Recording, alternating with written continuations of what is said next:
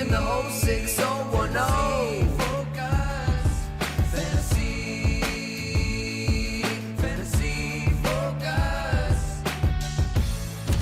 Hello and welcome into Fantasy Focus Football presented by Boost Mobile. My name is Daniel Dopp here with my best friend Field Yates, and then also Mike Clay joins us. It's going to be a very fun show today. Honestly, never get told. I mean, if you listen to the last couple podcasts, Stefania was like, "Wait, how come you only say my best friend whenever it's you and Mike?" And I just want Stefania to know, the only reason I say that is because I don't want to leave you out, Mike. Yeah. You know. Also, if I start negative, that means it's only going to go up from here. There's going to be a lot more positivity in the rest of the show. My best friend Field Yates and Mike Clay, as if ... and Mike Clay. Oh, see, this is where the punctuation comes in really big for these sentences. I don't know, mixed messages here. Yeah. Are you third personing it right now? No. Mike Clay is not? No, I'm not. I'm not doing that, okay?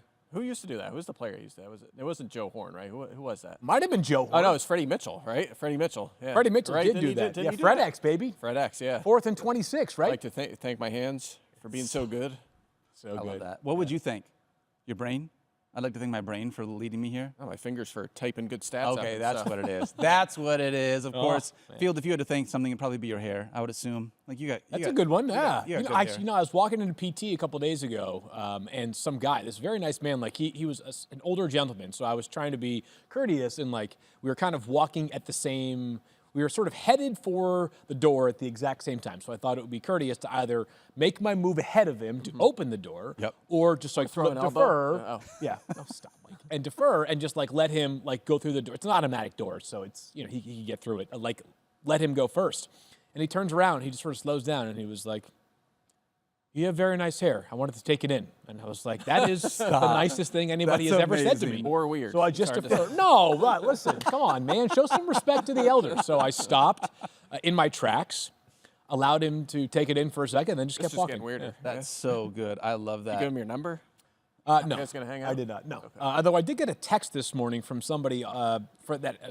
Clearly, my number has been hacked because I'm getting a lot of random texts these days. Yeah, those are political ads. Someone's trying to sell you MacBook Pros. Is that what it is? Yes. No, but the thing is, I just went and bought one off of Matt Harmon on Twitter I don't recently. understand. I don't know what happened. Yeah. It's weird. Our buddy over at Yahoo, of course, he sold me one. It was great. I love it. Hasn't arrived yet, but it only cost $8,000. That's Did he get scammed or did he get hacked? He did a little bit. But I got one to to Woody Max the other before. Yeah. Oh, but you got one of them. I got one from Damien too. Oh, good. Okay. Yeah, so I've got two. Neither has arrived yet, but I'm only $15,000 in the red as a result of buying them. Yeah. Can you imagine? Go ahead. No, finish your thought. How great it would be if we could trade Mike Clay for Matt Harmon. Oh, God. Yeah, come on, man. That'd be like DeAndre Hopkins for a 5th-round pick. It's exactly what it would be like. Before the show, I said you were mean to me all the time, and you're like, no, I'm not, and this is proof. Well, that you are. To be honest, that was just my professional segue into talking about the DeAndre Hopkins trade that we are thinking is going to materialize here. Mike's taking the rest of the show. I bought a book online called How to Scam People, and it hasn't arrived yet. I'm waiting for it. How to Scam People Online, it's called. Is that the one you're saving up for Sunday or no? No, that's a different one. I just thought of it right now.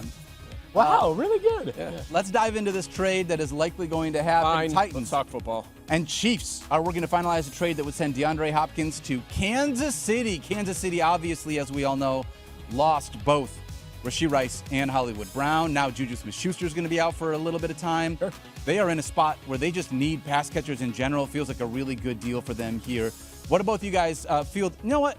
Field, I'm going to make you take a back seat. Thank Mike, you. Yeah. Let's start with you. What do you Start think with the about brains. this trade? Yeah, since if you were watching the video, Field's tweet on the topic was more thorough and had stats in it. Mine was just like the more fire from the hip. Yeah. And in my defense, my alarm went off, and I picked up my phone, and right then the push alert came from Schefter at like the exact same time, and I was immediately like putting my glasses on, trying to like send something out. Added him in the FF Now league, so. But yeah, I agree with you. 20% target share. I have him projected for 19% here in his first game with the team. We'll see how he's utilized, but no doubt about it. I mean, I still think that at age 32, especially the way he's going to be utilized in this offense, you think about some of the Rashee Rice routes from earlier this season. I think it is an excellent fit. And remember, first of all, out of the gate, he's been injured, right? He's finally getting back to 100%. We've seen that the last couple of weeks. His efficiency, think about how bad Calvin Ridley's efficiency has been. Hopkins has been his best in years, 8.2 yards per attempt, a 71% completion rate. So even in that offense, it's struggling. And Will Levis and Mason Rudolph, obviously bottom end starting quarterbacks right now. The nice way of efficiency putting it. to Hopkins have been pretty good. Also, 2 years ago, Hopkins 9th in fantasy points per game. Last year he was 29th, but he was 15th on a per snap basis and led the NFL in Fields' favorite stat, air yards, last season. So used them all over the field. So, I think it's a huge addition for them. And I think this week, I don't think he's a lineup lock in week 1. He's probably going to play, per reports. Yep. You could start him if you want, but I think he's more of like a 12-team flex option here in week 1. We'll see how it goes, and then after that, he should be a weekly starter. Yeah, a couple factors here. As I said on Twitter, when I was up early, and I'd been up for a while because I care about the game. I get up early, and because I have kids who sleep until like 6 a.m., so I'm always up at 6. We can only look at facts here. I posted before he did. Oh, did social. you? Oh, wow. Okay. Is that I true? don't follow Mike, so I wouldn't know. That being said, if you looked at the realistic places for DeAndre Hopkins to be traded, I would say that this is as good of a spot as he could have landed Agreed. in, right? Yeah. Like Patrick Mahomes, obviously not a fantasy star anymore, but obviously an excellent quarterback. He just resuscitated Juju Smith-Schuster for a game a couple of weeks ago. Juju going to miss at least week 8. The fact that they knew on Monday that he was definitely out for week 8 suggests to me that it could be more than just 1 week out for Juju. And while Juju had a monster game against the Saints, it was not what Mike talked about, that Rashee Rice role. A lot of that was like broken plays down the field, not like Xavier Worthy vertical shots, but intermediate passing game. The short passing game has kind of been abandoned right now for the Chiefs. Xavier Worthy, obviously a very, very fast player, just doesn't feel like this is the year in which he is going to be a high-volume target getter. The Chiefs are limiting right now the ways in which they are leaning on him. So I think DeAndre Hopkins landed in as good of a spot as he could have, right? Like, are there better, more pass-friendly offenses? Yes, but like, some of those places aren't interested in adding a receiver, or maybe if you're like, well, he could go to Buffalo, they just made their play for Amari Cooper. They're not going to make 2 wide receiver trades for 2025 draft picks in the span of 7 or 8 days. So a really good landing spot here for Amari Cooper. I don't think it changes the outlook for Patrick Mahomes, obviously. A little bit better, but not to the point where it's like, wow, Patrick Mahomes back inside our top 10. No, we are not there. I don't think it means anything for Travis Kelce. I think Travis Kelce is still one of the 5 or so most valuable tight ends. But maybe DeAndre Hopkins, in a best-case scenario, creeps inside the top 20 of wide receivers. Yeah, agreed. And by the way, they have tried to feature Worthy the last couple of weeks. 14 targets. He has 44 yards on those plays. So it just wasn't happening, and they clearly needed an upgrade, losing, to your point, 3 receivers already this season. So, I'm with you.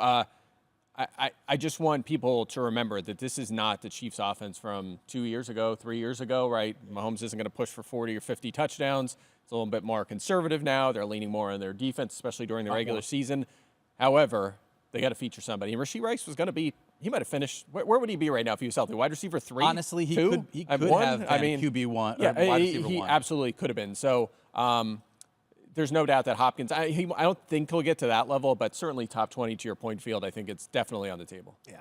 Doesn't really feel like it moves the needle either on the other side. Just really quickly for the Titans, like there already was, it was very difficult there. Do you think that the idea of the targets that were freed up for DeAndre Hopkins is going to go to somebody that would be useful in fantasy? Yeah, I don't think so. Yeah. Maybe Calvin Ridley gets a little bit more work, but it hasn't been the volume for Calvin Ridley, right? Yeah. Well, his target share is down. It's around 21%. But yeah, I mean, if that goes up a little bit, they need to be quality targets. He's just not getting them right now.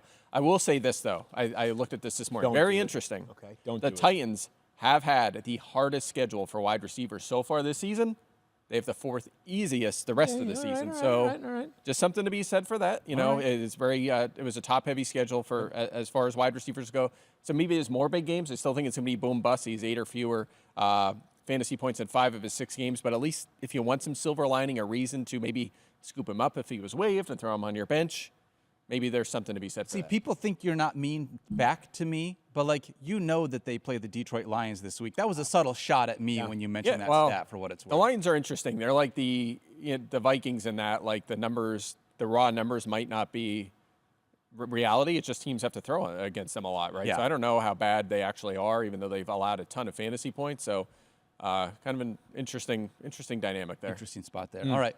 Well, Or Sanders. it feels like this isn't going to be the only trade that happens in the next little bit. We've had a bunch of names that have been thrown around, and it's been a lot of fun. I mean, already having 3 wide receivers moved before the trade deadline, and it feels like Got a couple more. Yeah, it feels like there are going to be a few more spots that are Probably going to the be taken. biggest name that like is a hypothetical trade would be Deontay Johnson. Don't know that one gets done, but I think that will be a name to monitor over the next 2 weeks. And then you have some players that are like less name value, but could go from a much or go to a much better fantasy spot. Like if somebody goes to San Francisco, no knowledge of this. I'm not trying to put this out into the world to suggest that it's going to get done, but like.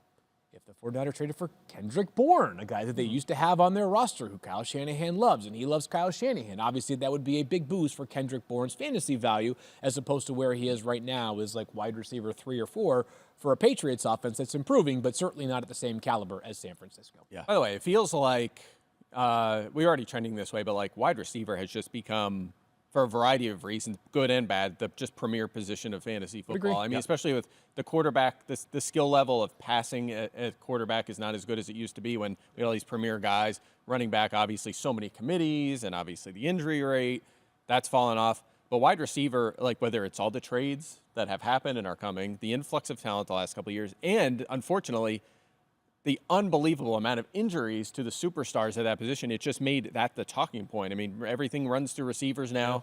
The teams are so deep at that position they utilize more than ever. It makes it hard for us to do our jobs, but it is just the number one position right now. It's unreal. And I think that maybe the league needs to do something about that because it's making our job harder, as Mike just said. It is. Well, I agreed. I mean, I don't understand. Like, Madden, we would agree, is pretty, like, accurate, right? Like real life. I mean, it's a good simulation. And there's a button to shut off injuries. Why can we not have that in the NFL? I don't understand.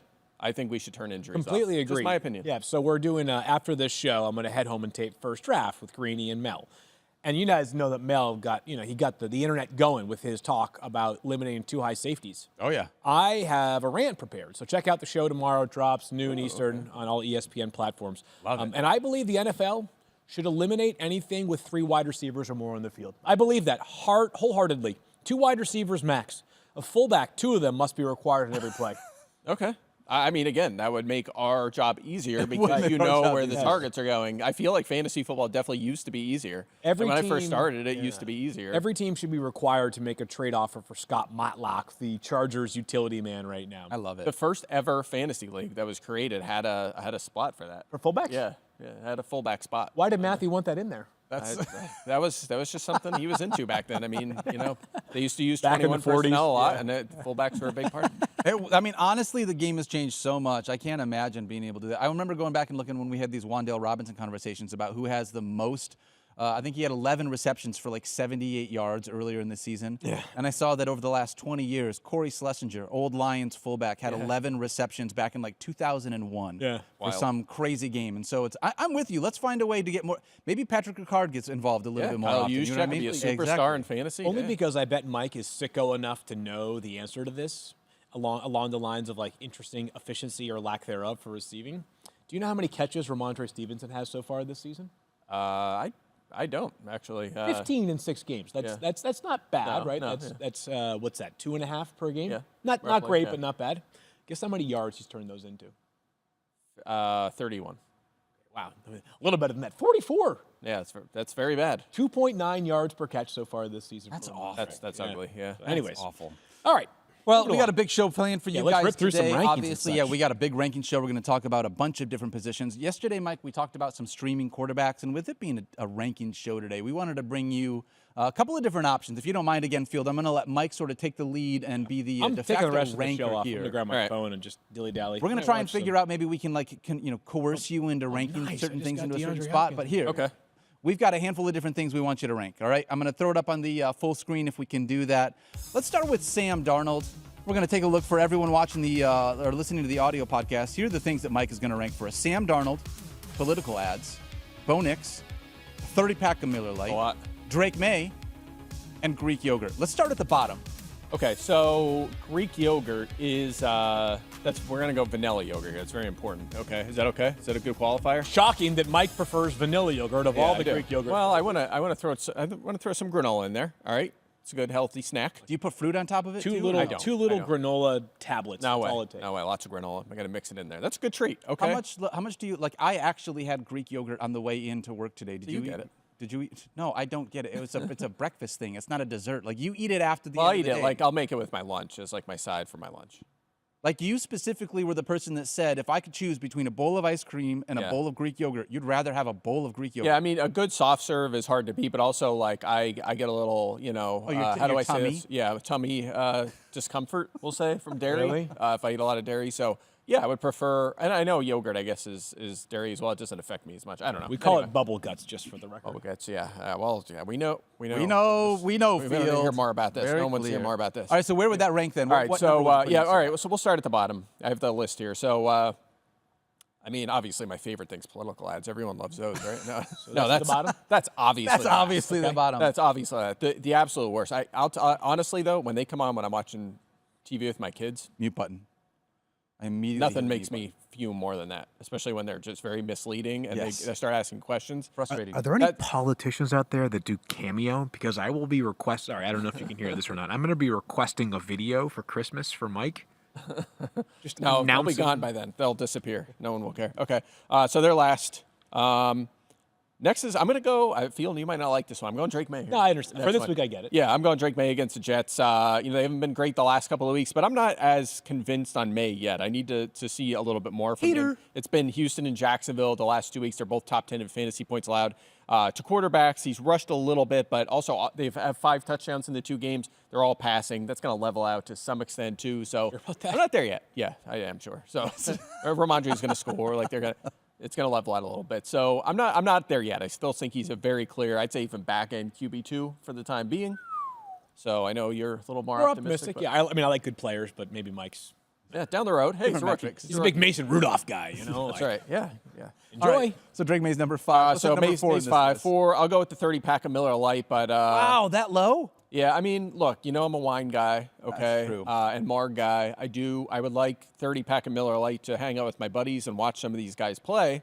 That'd be fun if you guys want to hang. You don't want to hang out though. I would love to hang out with you. The fact that you just called me your buddy makes me feel really bad about how I started the show. Yeah, well, now, think Mike. about that. I will. Think about that next time. Okay? You're right. I wanted to Honest- share yeah. my beer with you. You know what? Just like reflecting on all the things that we've said to you, Mike, I would personally like to apologize for absolutely nothing. I knew you were going to. That's just a trash list you have going right now. I mean, ridiculous. I mean, I'm not a big beer guy, but I do like Miller Lite, so I gave it some respect. Okay. Yeah, that's all right. It's at least I fourth. bumped it up a little bit because it is Miller Lite after all. All right. And then third on the list. Where would you go with third on the Third on list? the list is I'm going to go Sam Darnold against the Rams. good call, He's been fine this year.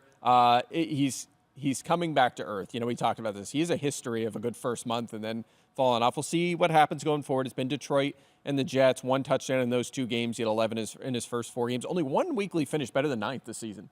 So he started off and he was like a solid QB1, but it didn't really explode the last couple of weeks, and then or hasn't had a ton of upside. And then the Rams have actually been a little better since they restructured their secondary the last couple of weeks. So I'll do Darnold as like a good QB2 right now. 2 on my list. I'm going to go with the vanilla Greek yogurt here. Okay. Putting that at 2. Rash. Could have went 1 there. And then number 1, I'm going to go Bo Nix. I Bo Nix Great spot this weekend. specifically for this week. He's trending up in a good spot here. 19 plus fantasy points in 3 of his last 5. Even last week, 0. We talked about this as it was the Thursday game, right? 0 touchdowns last week. He had 75 rushing yards, which is almost 2 passing touchdowns, the equivalent, and that matters. And of course, the Panthers top 5 in fantasy points allowed to quarterback. So I'm going to give the rookie that deserves some respect here. Wow. Right in the short term, the respect in Bo Nix because of the matchup, of course. So. Bo Nix is doing some things with his legs. 45 or more rushing yards or Yeah. a rushing touchdown in 5 of his 7 games. So where am I wrong? I want to know where I'm wrong here. Pretty much the entire list. Except for political Because you ads. love political ads. Yeah, that's what it does. Yeah, I find them very soothing. Make sure that you follow They're him the at opposite of Play soothing. NFL. If you are not already following him on Twitter, obviously you get a lot of good things out there. And Field, you get enough people that follow. You've got over 1 million Twitter followers at this part. But why not throw it out there at Field Yates? They can probably find better accounts to follow. Actually, you know what you guys should do is go follow the aggregators. They're awesome. Yeah, then you can get all the Fields info from them. I Okay, mean, so let's say it was political ads or the aggregators. Which one would be last in this? Yeah, list? That's like, honestly, that's choosing, would you rather have Justin Jefferson or Jamar Chase in Dynasty? I don't know. That's a great question. It's a high society problem right there. I honestly just mute both of them, to be honest, is how it works. Political ads come on, I hit the mute button. Yeah. Aggregators, I just hit the mute button on everyone. I don't have to see them. It's just Speaking of politics, Field said after the show he's skipping first draft. He's going to go work at a fast food restaurant to seem more like a real man, and every man, get people to like him a little bit. Yeah. I would love to know, Field, if that was a. I mean, although you've told us a handful of jobs that you've had, you've been a real working man before. Yeah. You were a landscaper. I worked at a deli in college. I love that job. That was my favorite job. Working at a deli? It was awesome. You finish up a hard shift and you go make yourself a delicious sandwich and then make your way out. Neon Deli in Middletown, Connecticut, right on the campus of Wesleyan. If you ever find yourself down there, Fran and Cynthia, they've been there for like, I don't know, a long time. They're the kindest people. Huge Eagles fans. Huge. Oh, I like that. They hate Mike, but they love the Eagles. That's it. Wait, Wesleyan's in Middletown? Or, Yeah. how did I not know that? I go to the corn maze there all the time. Yeah. That's amazing. You go to the corn maze there. Yeah, the Lyman Orchard. That's in Middletown. Yeah, do you want to go this weekend? Because I have my, oh, by the way, just really quickly, and then we're hitting the rankings right after this. I got my kids starting tonight until Monday by myself. Oof. Guys, are we ready for this? I don't know. I don't know. If I we feel are. prepared, but we'll see. Like, send help. I'm bringing them in. Well, so actually, the producers of Fantasy Football Now are like, we could probably use a little bit of a boost on Sunday, like kind of hitting a mid-season slump for Mike. So my kids are sitting in for Mike on Fantasy Football Now on Sunday. Good. I mean, look, Gonna I boost the live that ratings. life every week. Half the week, I have the single dad life, so Yeah. I can give you some. My kids are a little older, but I can give you some do you pro want tips. to come over and help?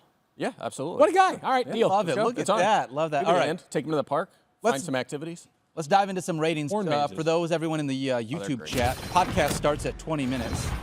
Heyo. That's always the top comment whenever we have fun off the top of the show. Hey, we talked ball, all right? I worked in. You wanted to play games. I worked in some analysis. You're right. there, You're right. so I'm just saying. A little we shout out did. to the YouTube chat because they're always salty whenever we do this. Let's talk about some wide sorry. receivers though to start the show. I deeply apologize. As we do this for absolutely nothing. All right, kinda a do. couple of wide receivers here in Week 8 that we're going to talk about. Wide receivers 1 through 10. We're throwing the full screen up right now for those that are listening at home. Oh, 1 through baby. 5, CeeDee Look who's Lamb, back. Tyreek Justin Hill. Jefferson, Tyreek Hill, wide receiver 3. Then Malik Neighbors and Jamar Chase, 6 through 10. Drake London, Amon-Ra, A.J. Brown, T. Higgins, and Devontae Adams. Obviously, Bengals. we're assuming that Tyreek Hill is going to have Tua under center. If that happens, then he's just a de Certainly facto looks top 5 wide receiver. There's no reason to doubt that. I want to talk about T. Higgins, though, because T. Higgins, since he returned from the first 2 weeks being out, he's been absolutely awesome. In fact, he's had more targets than Jamar Chase so far this year. Look at the last 4 games. 5th most targets per game in the entire NFL. Yep. 5th most receptions per game in the entire NFL. He's got 2 top 9 finishes in those past 4 games, and he has 3 touchdown catches as well. He's been awesome. Guy who's trending up, our great Ben Baby, who covers the Bengals for us here at ESPN, has noted multiple times he's playing the best football of his career.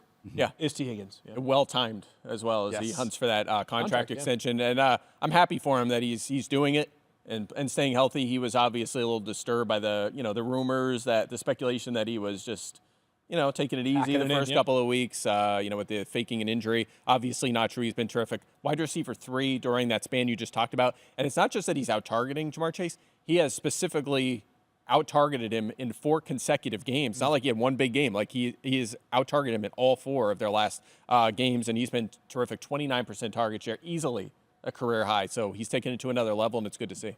Yeah, On not top of that, oh, sorry, go ahead. not a bad matchup either against the Philadelphia Eagles, who have allowed 17 or more fantasy points to 5 different wide receivers. Might be interesting. Hammond and Hahn here. Yeah, they're interesting. They're a team that we thought would start slow and maybe get better as these young guys come around, and they're showing that a little bit. They've been a little better lately, and I'm as a person who watches them closely and has watched them just be awful defensively, especially last year, it's nice to see some sign of progress there. So we'll see if they get it going. Because remember, a couple of years ago, it was an elite pass defense. So was. if Vic Fangio's there, we'll see if he can get them rolling here. Yeah, it seems obvious. So this top 10, outside of T. Higgins, it's like all of these guys basically have lived inside the top 10 the entirety of the Yeah. season so far. So it feels like a pretty Yeah, chalky- Devontae is probably the name that maybe is least familiar, in part because of injury and in part because the Raiders were so bad passing the football But early. with in Aaron the Rodgers under center. Yeah, and 9 targets in his first game. The Patriots' pass defense has a stellar player in Christian Gonzalez. Not clear whether they will shadow either of Devontae Adams or Garrett Wilson, but they did shadow Garrett Wilson for much of the game when they played the first time. So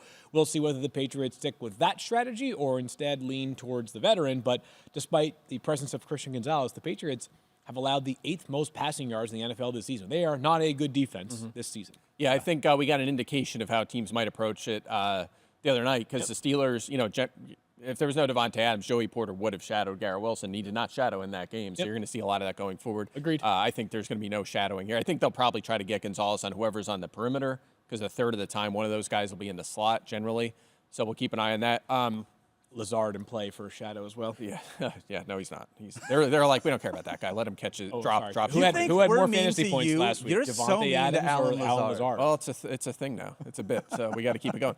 I use a similar like now we have like a good sample of games and like strength of schedule and that kind of stuff.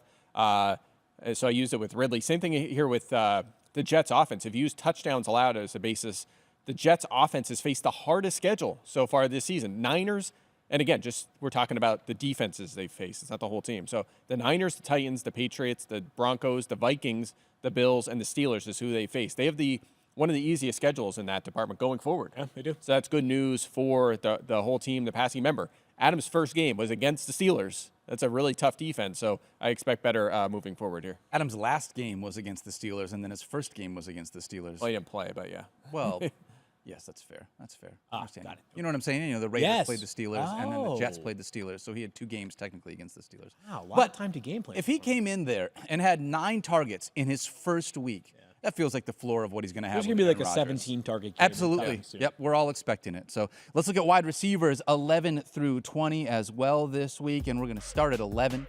Cooper Kupp, Garrett Wilson, DJ Moore, Deebo Samuel, Jaden Reed. 16 through 20 is Terry McLaurin, Stephon Diggs, George Pickens, JSN, and Amari Cooper. Let's talk about DJ Moore, guys.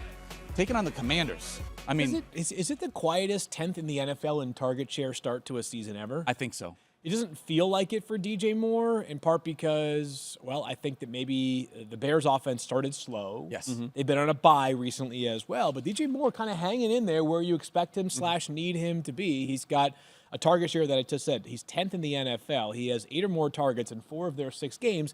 And in no game this season has he had a target share under 19.2%. So some of those games in which he was less frequently targeted was in part because the Bears did not throw the football nearly that much. And it's a good matchup. This last week against the Panthers skews the data. The Commanders were very generous to opposing wide receivers up until this past week. Yeah, but the problem is this is a hard matchup compared to their last 3.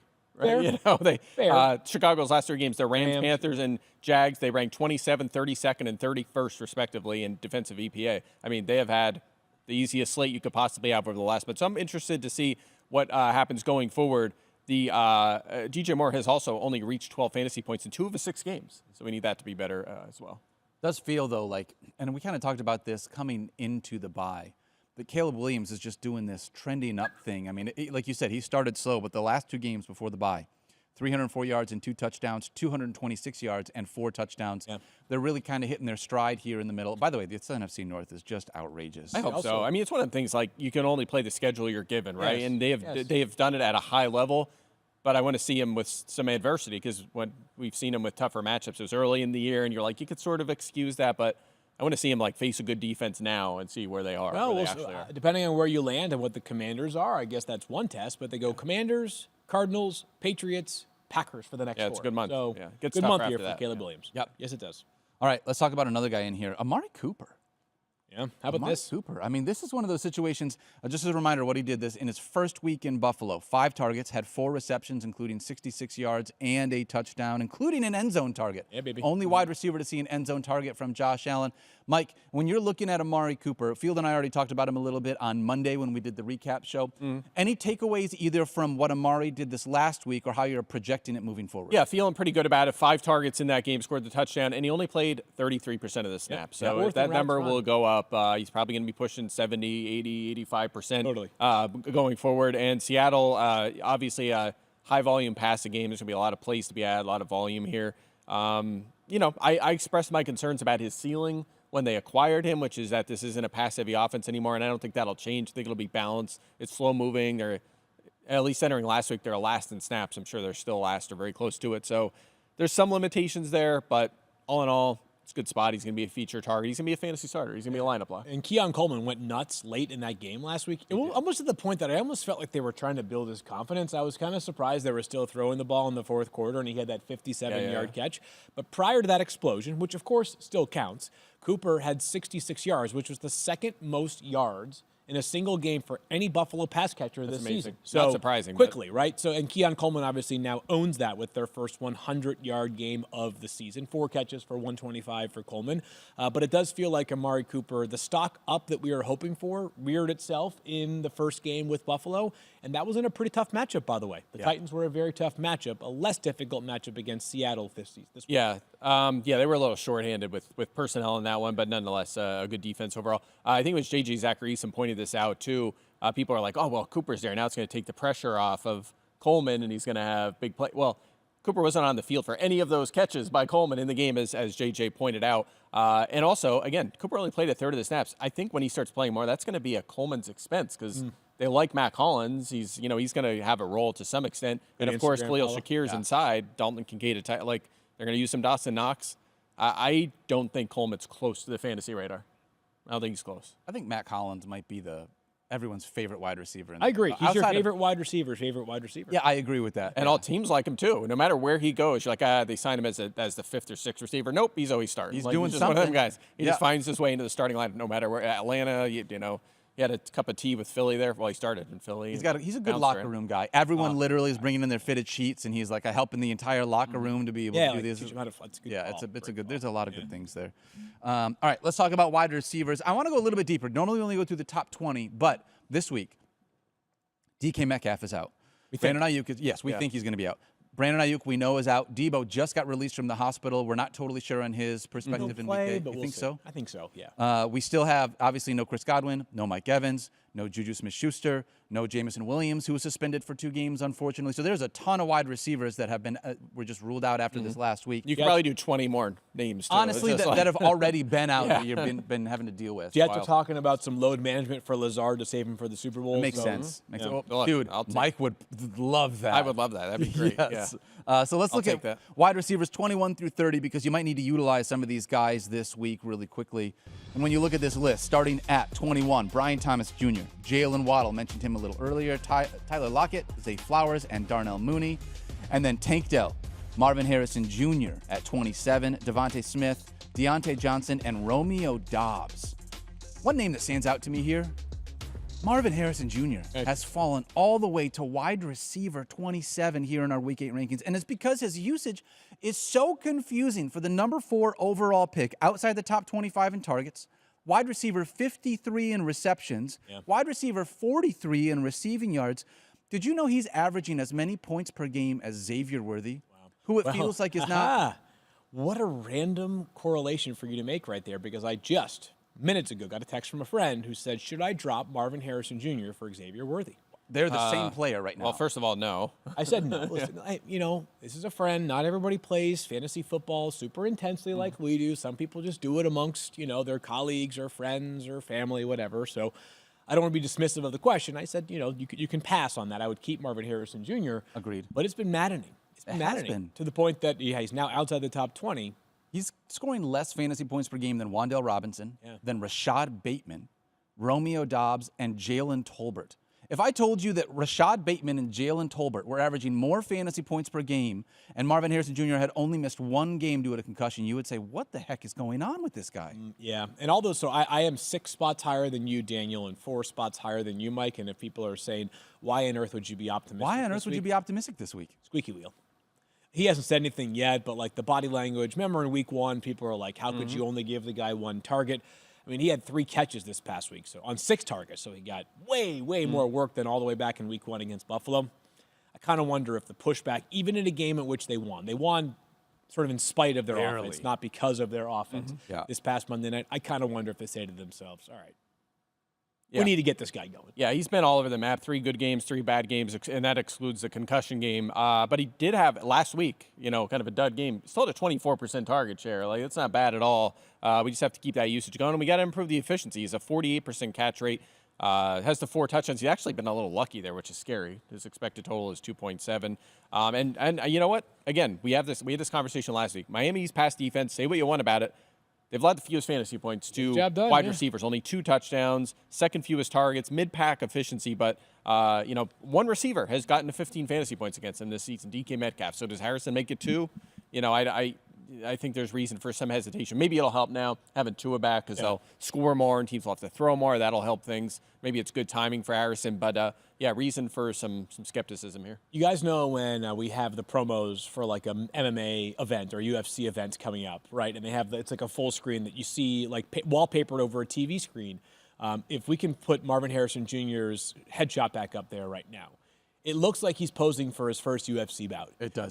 Or it looks like he's pissed off about his utilization right now. Look at this guy. This guy is giving me the eyes right now. He's saying, you and me to have a talking to right now, offensive coordinator Drew Petzing. Give me some more targets, can you? I'm surprised we're even allowed to use his photo. I agree with all the things The that stuff went with on Madden and the season. NFL.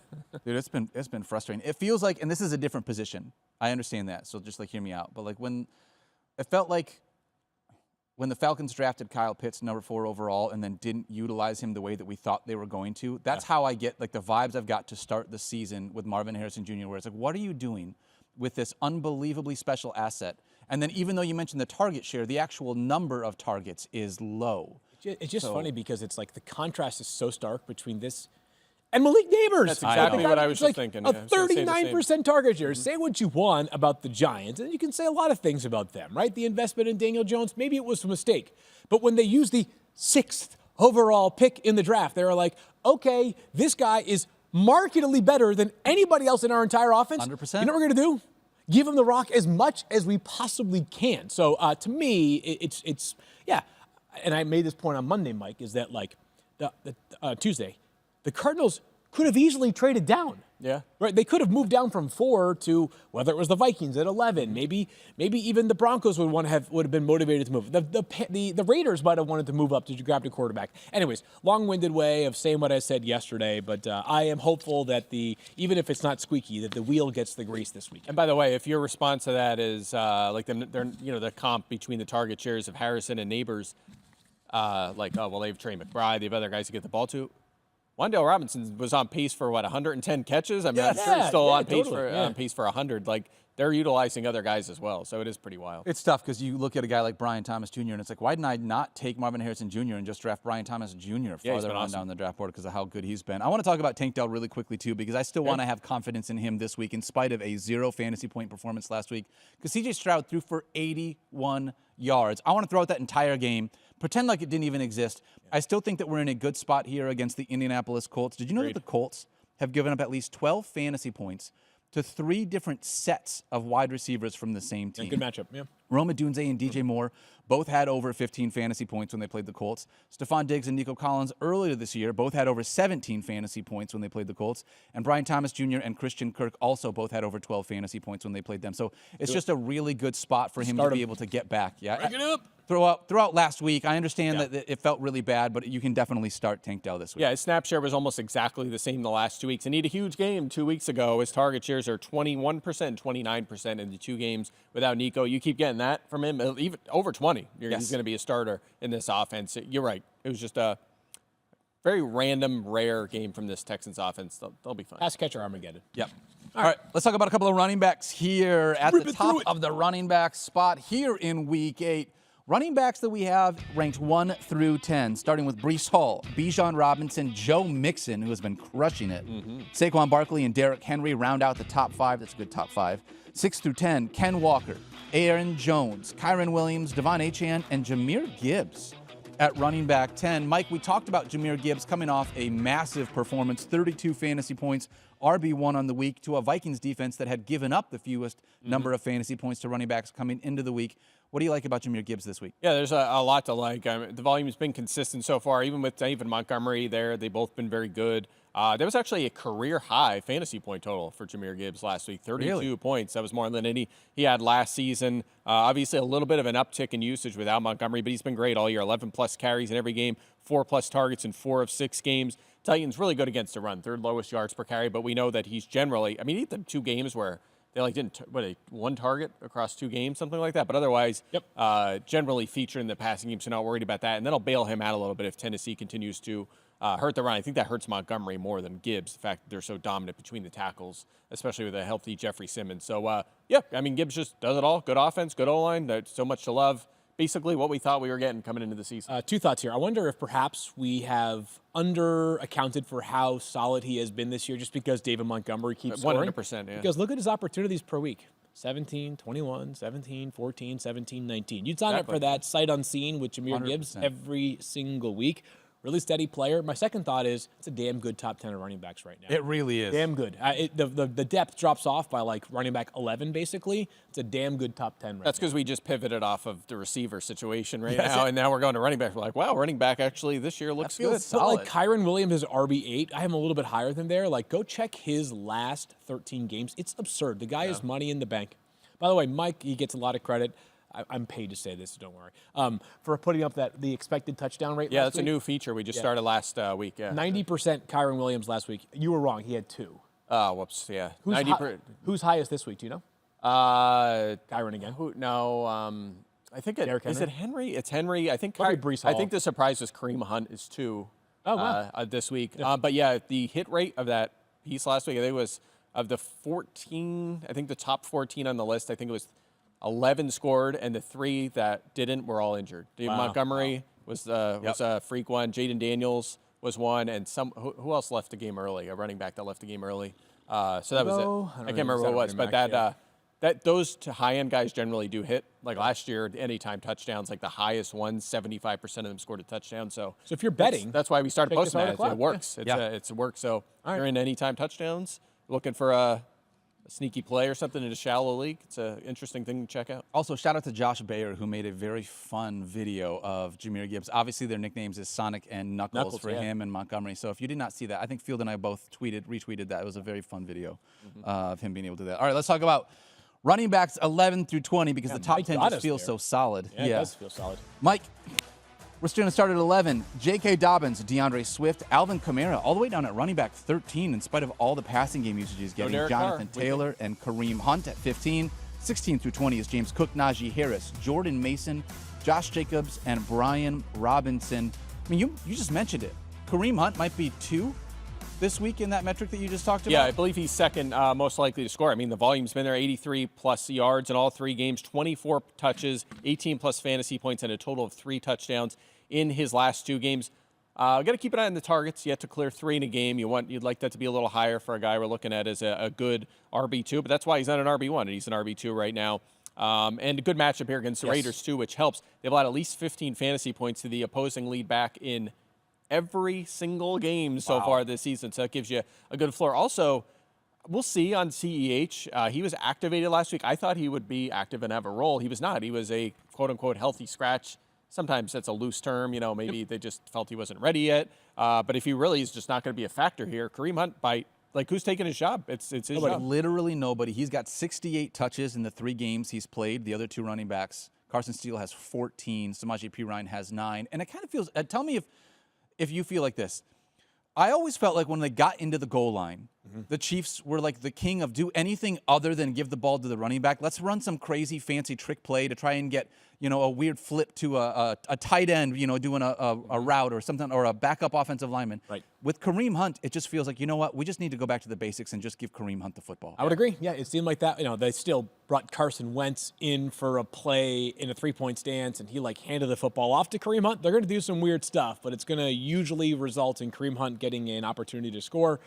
By the way, on top of all the stuff that Mike said, good matchup for the Raiders. The Chiefs right now, their formula is going to be sweet defense and a dominant running game, and that's going to work well against the Raiders because they are going to really struggle against this Chiefs defense. So, it wouldn't surprise me at all if Kareem Hunt once again pushes for 25 touches. Yeah, I agree 100%. It should happen again against bad teams and maybe against good teams because the Chiefs are that good on defense. Yeah, and his timing just taking over this job is perfect. Just the way their scheme is right now is just not around a wide open, chuck it down the field offense, and that's not. 32-year-old DeAndre Hopkins isn't changing that. They would need a total landscape change to change their scheme here. Really quickly on Jonathan Taylor, this Colts offense has been interesting to figure out, I guess, to say the least. Has not booty played in cheeks each is of the the correct last term. Yes. Jonathan Taylor hasn't played, I think, in three straight games. Three straight games, yeah. You getting a sense that he's going to be able to roll in this one, or are we Well, still in an... we did hear from Shane Steichen. He felt optimistic that he would practice. Stephania has noted that Jonathan Taylor is talks to the media every single week. I think this is the week. I think he returns this week. Yeah, Yep. I agree. Otherwise, if they felt it was 4, and again, I know guys have setbacks, but if it was going to be 4 weeks, he would have went on IR. Would have freed up a roster spot, and those roster spots matter. So, again, setbacks happen, though. We'll see, but hopefully he's back. And he's had excellent volume when he's played so far this Yes. year. He's a pretty good bet for yeah. 20-ish rushes per game, a little bit of passing game utilization, but good goal line opportunities as well. All right, let's look at a couple of quarterbacks here in Week 8. And, guys, I think we got a couple of guys we need to be able to talk about here inside. let's At least do it. one that we need to talk about inside the top 10. Throwing it up on the screen Hanging here. on by a thread, though. Quarterbacks 1 through 10. We're going to start with Josh Allen, Lamar Jackson, Jaden Daniels. I don't think we're going to see Jaden Daniels I'd this be week, but we surprised. still have him in the projection until he's officially ruled out. We'll have a Jalen better Hurts sense today. And Jordan Yeah, Love. exactly. Agreed. 6 through 10, we got Brock Purdy, Joe Burrow, Kyler Murray, Baker Mayfield at 9, and Geno Smith. Mike, I think we're in a spot, and Field kind of, we talked about this coming out of the Monday Night Football game. Baker Mayfield has been quarterback 2 in 4 games so far this year. He's had Exactly quarterback, too. Exactly, quarterback 2. He has a top 5 finish as well and a top 7 finish as well, but now he's going to be without both of his top 2 pass catchers. That's right. He leads the league in passing touchdowns. He leads the league, I believe, in passing yards too. Is that He correct? is second in passing yards. Second in passing yards, first in touchdowns. passing touchdowns. So now that he's not going to have either of those 2 guys, it's going to be Jalen McMillan and Trey Palmer and Cade Otton and all those running backs. Shepard. And Yeah, how are you I projecting? want to ask you guys Baker? about that pass catcher in a second. You go to Baker first, though. I moved him down. I think I had him QB4, and then I had to make some adjustments because, look, the offense did not look, the team did not look as good when Evans went down. And then you lose Chris Godwin, and now, as we'll talk about in a second, the pass-catching group is very suspect right now if you look at it objectively. One thing that will help him hang in the QB1 conversation is the fact that he has 158 rushing yards this season. You know what his career high is? His career high in full season of Damian Woody voice. 75. I don't know. I'm going to No, it's above say this. 280. It's 165. He is 7 yards away from his career high, and we're not even halfway through the season yet. He's 12th in rushing yards amongst Yeah, quarterbacks. yeah, already. he's and again, that's not like a league, changing sort of game changing sort of number, but at least keeps you going. Like just keeps you in that at least Jordan Love mix or Yeah, I agree. peak Justin Herbert, where you can put up solid QB1 numbers because you're not just limited by the lack of rushing yards. So I'm at QB10, so I did move him down. Atlanta has 6 sacks. That's the fewest in the NFL. That helps take the pressure off him Shocked by that. a little bit this season. So, and by the way, he had 3 touchdowns and 23 points when these teams played just a few weeks ago. We have a good sample or a good recent game between these teams to look at. So, still think he's a QB1 option, but I did move him down kind of substantially. You're 4 to 10 without Evans or Godwin. Bit of an update yesterday, by the way, on Mike Evans. Going to be out probably at least through the team's bye week, which is 3 games plus a bye, so 4 weeks missed. Shefty noted this morning he's going in for an MRI to determine the severity. So it sounds like 4 weeks is the minimum for Mike Evans here. It might be longer than that. So I wanted to ask you guys this, just kind of open forum here for a second. I think the principal pass catchers we need to talk about are Cade Otton, a tight end, who could be a top 6 tight end the rest of the way. I mean, he's a good player, seeing some volume already, should see a lot going forward. But the wide receivers, because I think there is a chance that we may have we may have discovered at least one starting wide receiver given the circumstances. It's possible the Bucs maintain at least one let's call it top 30 wide receiver, the rest. If they don't, that's a big problem for Mayfield. That means Right, Mayfield's yes. not startable. But it's also possible that we have 2, right? Yeah. How confident are you guys? Do you think it's clearly Jalen McMillan? No. Okay. What would be, so if you were to rank them in terms of likeliest to have top 30 value-ish on a weekly basis, McMillan 1? I think he's the one I would want because he is the most upside. 3rd-round rookie, Okay. and he won the 3 job. He was the 3. He was the guy that throughout training camp, and that doesn't always happen for rookies. Sometimes they're just buried. He won that 3 job, so I would say he's most likely. And then who? I think the safest floor is probably Sterling Shepard. I wouldn't say Sterling Shepard, especially after this last week. I think it's Trey Palmer is the safest floor in PPR. He also he went he was number 1 in snaps and. Not targets, but he was the top snap getter from the remaining group in this past game. So they vaulted him into a big role. So that'd be my order. If I'm prioritizing in waivers, it's McMillan, Palmer, Shepard, and then, we'll see if Raheem Jarrett's designated to return. He'll probably have a role too. Do you agree? I don't. sense some. Okay, 'cause I think I like- might land on Daniel's side here. I like Jalen McMillan. I think is my wide receiver one if I had to guess so far, moving forward. Yep. And then for me, it would be Sterling Shepard because in spite of what happened last week, I feel like I've seen a connection between him and Baker Mayfield. We've watched him be able to get Sterling Shepard involved in a really great way. They're best friends. Whatever. They're very close friends from their time all the way back to 100%. Oklahoma. He is in Tampa because of Baker Mayfield. What I don't and then Trey know. Palmer would be 3 because of that. But I do would want agree, this team to go out there and if the Cooper Kupp trade rumors are potential, this is a team that I could see potentially needed to go out and add a wide receiver. Yeah, they could be in the trade, the wide receiver market for sure. I think what the hardest part for me to lean into last week on is that we don't know who's going to step into the Chris Godwin role now, right? Because he got hurt with a minute left in the game. They ran, 3 snaps after that? So I guess we don't know. If somebody is going to take over the Chris Godwin role, that role is, I would say, more valuable than the Mike Evans role because Mike Evans made his role more valuable because he's a Hall of Fame player, but his targets obviously way lower. He's just maybe the best red zone receiver of the past 15 years. So he could turn that absurd number of red zone targets, even with lower overall targets relative to Chris Godwin, into monster weeks. I'll be curious. I'd just be curious. So I would rank them how Daniel had them as well. Thank you very Jalen much. McMillan, Sterling Shepard, Trey Palmer. And I would have K-Dot as the number 1 pass catcher. Yeah, it reminds me of the all. Browns trading away Amari Cooper, and David Njoku is the biggest beneficiary. Yep. I'm I with don't you know. on that. It's interesting. I just, Shepard couldn't make a 53, Well, I do wonder if some of that's roster mechanics. Yeah, I guess so. I mean, it's not like Palmer, though, was a first-round pick they had to keep around in scholarship. He was a 6th-round pick, and he just makes the He's a team. speedy guy, yeah. Yeah, I don't know. And he did play on the perimeter. It was him outside with McMillan and then Shepard see. in the slot. So we'll see how. Yeah, we'll see. But it feels like Shepard now is feeling like little mini Lazard now, the old veteran has the connection with the quarterback. So I don't How about know. this? I can't say anything. what? I was wrong on Lazard. Wow. Okay. I hadn't thought of it that way, and now that I do, I might want to restate. I'm in on Sterling Shepard now. I want you to pick him up in every league. Field Yates and I say that Sterling Shepard scores more fantasy points over the next 3 weeks than Trey Palmer. I say Trey Palmer scores more fantasy points than Sterling Shepard over the next 3 weeks. Put it on the board. All right. God, these board bets are getting bigger and better. I know. They're Dude, great. the idea that this is where we're at. This is. I like that you don't not even have great. to say let's do a board bet at this point. We knew it was Oh, coming. it's coming. It's coming. Absolutely. All right, let's look at another set of quarterbacks here. Obviously, if you lost Jaden Daniels, in spite of the fact that we haven't projected as quarterback 3, we don't think he's going to play this week. So let's look at quarterbacks 11 through 20. Starting with Bo Nix, and then Tua at quarterback 12 and likely his first week back. Sam Darnold, Caleb Williams, Aaron Rodgers, and then 16 through 20. Russell Wilson, C.J. Stroud, Jared Goff, Kirk Cousins, Justin Herbert. Are the Chiefs on a bye this week, or is Patrick Mahomes just outside the top 20? He is outside the top 20. Yeah, he is. Probably the My first time ever. Brutal. Gosh. Brutal. Yeah. All right, so let's talk about Tua. I mean, first week back, obviously, from that think, big concussion. Yeah, it's trending in that direction. It is not official yet. If he is back this week, obviously we saw what he did in the first week that he was healthy, 18.3, 18.6 fantasy points, was quarterback 8, threw over 330 yards. The expectation is he comes in and this offense looks very similar to what we saw in week 1, Field Yates? I would say so. No reason to believe not. I don't think there's going to be a rust factor here for Tua. I would be surprised by that. And the matchup's pretty good here, right? The Cardinals entered Monday Night Football allowing 19.2 fantasy points per game. If I had told you that a quarterback was going to throw for 349 yards, you'd probably expect that number to go up a little bit. But because the Chargers can't really score touchdowns, they did not. Justin Herbert ended up with 16.2 fantasy points. All that being said, it's clearly a secondary you can throw the football on. So I think Tua has a big, big game on Sunday. Yeah, sometimes a team will allow a high YPA, a defense, but then there's a low completion percentage. It's just based on are they attacking them deep or short range.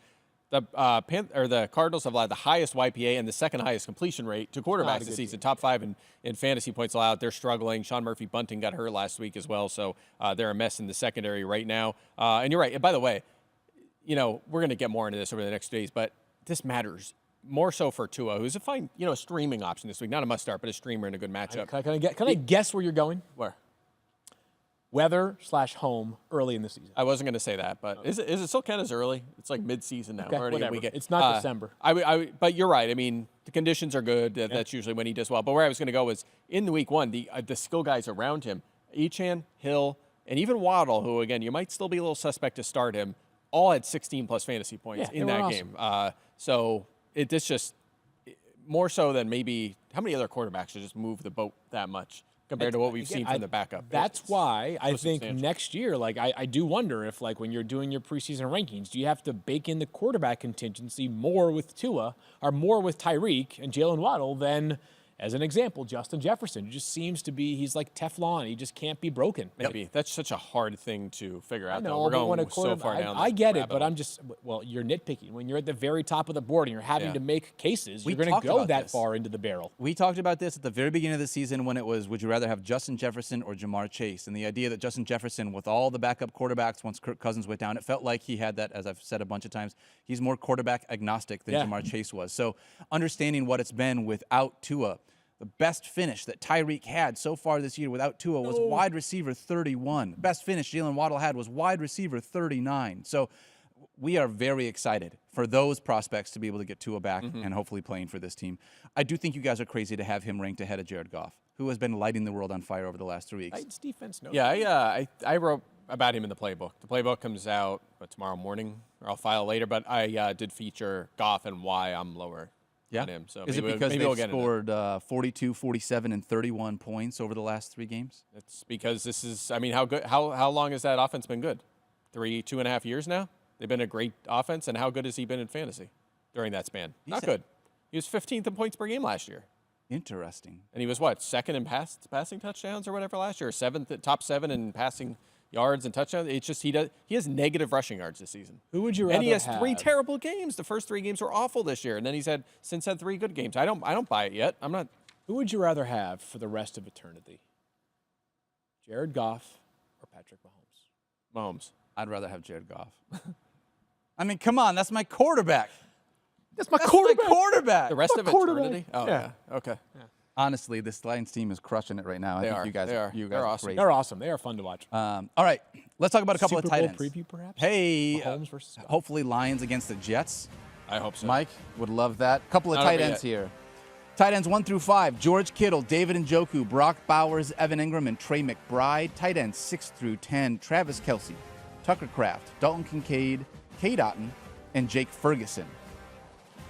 I have Bowers and Kittle on the same team and at FF now. So if anyone's tight end shopping, You can go to him. let me know. I mean, David Njoku has been absolutely awesome. Ran more routes this last week than the previous 2 weeks combined. He saw 3 end zone targets this last week, both from backup quarterbacks after Deshaun Watson went down.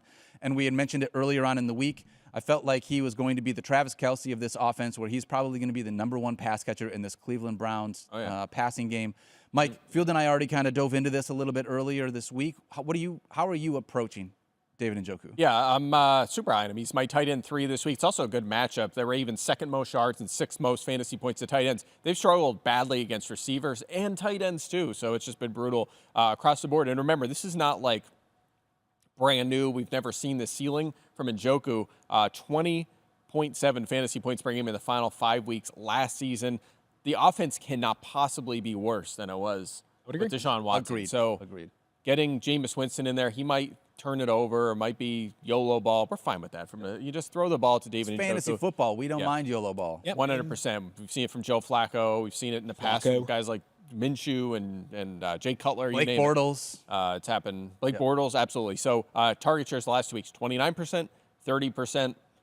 He's not going to sustain that, but 25% is certainly on the table. Yeah. All in on David Njoku, and it feels like he's one of those guys that we had talked about, like the top 3 at the position moving forward. Feels like he's one of those guys that with the target share he could get, could absolutely be inside of that top 3, at least top 5 of tight ends rest of the season. Got it. I want to throw out an option here. AI-generated fantasy insights built with IBM Watson X. Let's talk about Mark Andrews. Over the last 3 weeks, he's tight end 3 at the position, scoring 9.5, 15.6, and 20.1 fantasy points. We're back, baby. Trade. Seriously. Selling high? That's the absolutely. question. He's a sell high for you, Mike Clay? He played 54% of the snaps in that game. You know what he's played this season? 54%. It was right on his season average. Nothing has changed. Yet to clear 5 targets in a game. Caught a couple touchdowns. That's awesome. He might hit for some touchdowns, but Noah Gray might hit for some touchdowns with the Chiefs. Like, he's still a part-time player. Isaiah likely is dominating the snaps there. He's the tight end 1. I hope that changes and he starts playing more and generates more targets, but it hasn't happened. He's the last 5 years, he's averaged 7.5 targets per game. He has not cleared 5 in a game this season. And by the way, the Browns have been outstanding against tight ends. None have reached, what's the number, 11 points against him this season. I'm not back in on Andrews. I'm still scared to have to start him. 3 touchdowns in 2 games is awesome, but it needs to be, we need more targets. I'm not selling high just because if it's tight end for tight end, it would be hard for me to find a great tight end that's above that somebody will be willing to sell. I'm hanging steady here. I'm confident. I'm starting Kate Otten over him. In our Dynasty League, I have Otten and Andrews. I'm just going to keep starting Otten for now. What do you think, if you're going to sell high on Mark Andrews then, like what do you think you could reasonably get for Mark Andrews? What level, like a top? Is that we're talking 1-for-1 tight end? I mean, would you rather Tucker Kraft or Mark Andrews? Tucker Kraft. Easy call. Mark Andrews. Easy Kate call. Otten, yeah. What about like running back or wide receiver? If someone like really needs a tight end, like is there like are you looking at top 30 wide receiver? Like probably like top 30 wide receiver and like probably top 25 running back. Yeah, if you can get a top 30 receiver, I don't know like how you Najee Tank Harris Dell? or Mark Andrews. What? Najee Harris or Mark Harris. Andrews. Okay. This is easy. Andrews is a tight end too, and that's all he's shown all season. He's gonna have 34 yards and 2 catches this week. Would you rather have touchdowns? Chase Brown or Mark Andrews? Ooh, I get Chase Brown. Yeah, I mean Chase Brown is I have him kind of low this week. I just love how pragmatic Mike is. He just maintains his consistency. I just don't know why a couple touchdowns, like if he scored 1 this week and had 1 2 weeks or 3 weeks ago or something, would we feel better? Is it just because he had 2 touchdowns in 1 game? Yeah, I mean, the biggest 5 concern, targets. Yeah, I'm concerned. The lack of air yards is scary to me.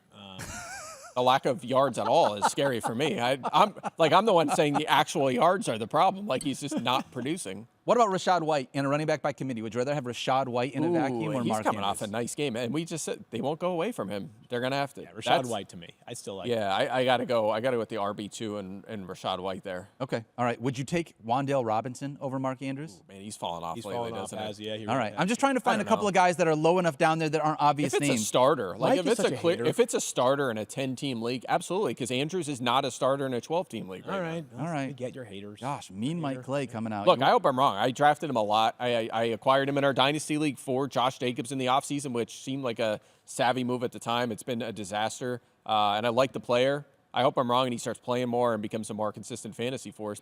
And also keep in mind in that game, I know they eventually took the lead, but they were trailing early on, and that got him that boosted his snaps early in that game. Then they got a big comfortable lead, and then suddenly. I'll tell you what. Facts be facts. I just want to be excited. I want to be excited a little bit. I want to. Trust me. I could not. I hope I'm wrong. I absolutely hope I'm wrong. I hope you're wrong. I'm keeping him on. I've kept him on benches. I haven't dropped him at all for all of this. Yeah. I've never dropped him. I've held him in all the leagues, including redraft, because I'm hopeful it'll turn around. But I do not feel better after last week. All right. Well, that's a Wednesday. I was almost a Thursday show. That's a Wednesday show for us in the book. Week 8 rankings. Go check them out. They're available right now on ESPN.com. We'll be back next week. Sorry, we'll be back tomorrow. Where am I at right now? We'll be back tomorrow, Thursday, obviously Thursday Night Football preview and a bunch of other things. Today's show is presented by Boost Mobile. Don't forget to love each other. Be kind to yourself. We'll see you guys on Thursday. Peace. Are you like a month behind? Do you think it was Thanksgiving Seems like it. or something? All this Mark Andrews hate has just got me flustered, Mike.